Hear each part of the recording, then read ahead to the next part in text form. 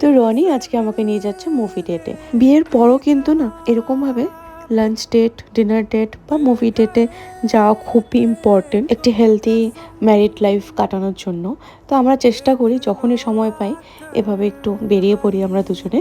তো আজকে 15th August ছিল আর আমাদের দুজনেরই অফ ছিল, তাই ভাবলাম যে স্ত্রী 2 দেখে আসি। স্ত্রী 2 আই থিঙ্ক 14 আগস্টেই রিলিজ হয়েছিল আর আমার এটা দেখার খুবই ইচ্ছে ছিল, তাই দেরি না করে চলে গেলাম দেখতে।